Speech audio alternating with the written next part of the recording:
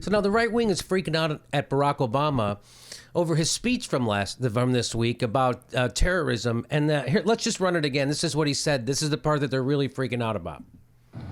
Just as it is the responsibility of Muslims around the world to root out misguided ideas that lead to radicalization, it is the responsibility of all Americans, of every faith, to reject discrimination. It is our responsibility to reject religious tests on who we admit into this country.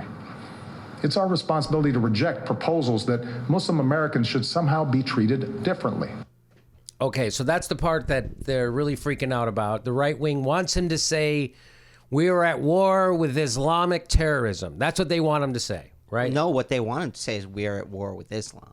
They want him to say we're at war with Islam. Yeah. That's what they want him to say. Yeah. Although if he had said that, they wouldn't come out and be like, well, he said what we wanted. We're good. Yeah. They would still push. They would still push. Like yeah, they're not going to go, oh, he said it? All right, we're good. Yeah. We're on Barack Obama's team. Finally. Oh, thank you. He came around. Yeah, that's right. They'll never. I think some of them would be like, finally got the holy war we wanted. They do. So here, Chris Matthews has a really smart guy on, and he poses that same question to him that I just asked. What is it that they want him to say? And he says this. No, I think that they believe that Islam itself and the tenets that are espoused by groups that they say like ISIS and Hamas, they think that Islam itself it's radical and that these people are radical. ISIS is not radical Islam. This is not Islam. ISIS is a cult that is a segment that is completely un-Islamic, even though the Muslim jurisprudential organizations will tell you that. And by using this dangerous rhetoric, I need to say this. This endangers our service members overseas. This endangers our intelligence officers who are trying to defend us with our allies. This rhetoric is absolutely not going to play well in our allies' capitals, but it plays very well in Raqqa, Syria, where ISIS has their headquarters. What's also interesting about that, so he's pointing out that ISIS isn't Islam. ISIS is a cult, just like the KKK is kind of like a cult. Would that be a fair comparison? Do you guys think that's a fair comparison? Or even better, the Branch Davidians. The ISIS would be about like the Branch Davidians, their relationship to Christianity. They're like a cult, right? Like, yeah, it's a completely isolated, like insane interpretation by, with a cult of personality around one guy. But people try to say, though, that it's not just ISIS, that it infects the whole religion, that Muslims are like this. We've done surveys. 50% of Egyptian Muslims think you should be killed if you leave the religion. So there's a big group of people who think that it's not just a handful. They think there's a problem with the ideology. They say that Islam hasn't gone through a reformation yet, and that's why they're all crazy over there. They're all crazy over there because they got oil. Saudi Arabia got oil. So now they can fund terrorism nonstop. Right? That's why that's a big part of it. That's a big part of it. And they do want a religious war. It's funny. They're all mad at Barack Obama for not saying we're at war with Islam. But George Bush said the same thing. He said we're not at war with Islam. This is not. Islam is a religion of peace. He said these are words of George Bush. It's amazing how they weren't pissed off at him back then. Maybe because he was bombing the shit out of Iraq. But so is Barack Obama.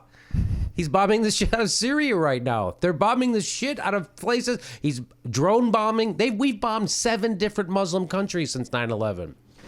Anyway, Barack Obama bombing the shit out of people. So that's interesting. So do you buy that ISIS is a cult? It's not really Islam?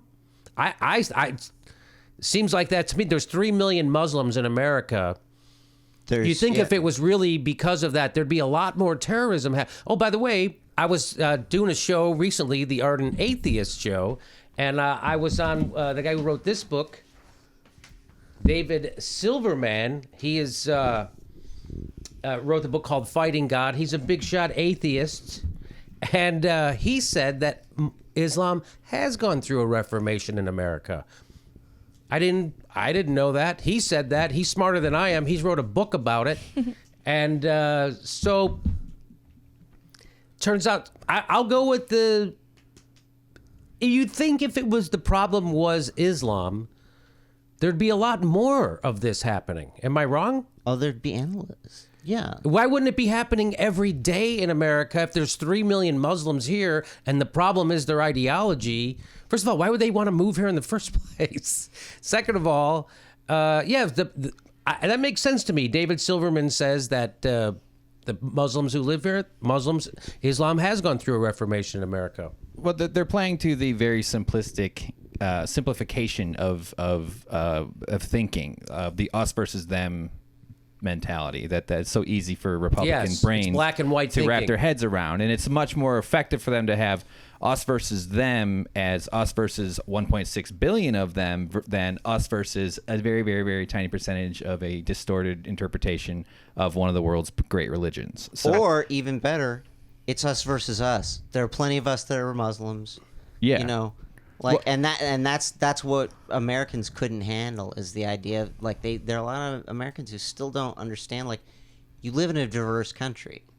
You live in a country with Jews and Muslims and Zoroastrians and Sikhs, and that's what we're supposed to be doing.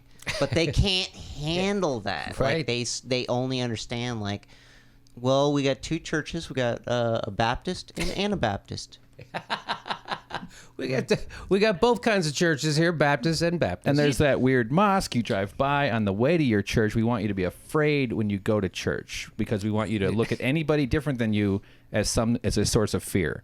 And if you're afraid, you're easier to manipulate, and you're more likely to buy the bullshit we're going to sell you on TV and on the internet. So it's very effective for them to keep people afraid. And that's why I yeah. like everything being black and white.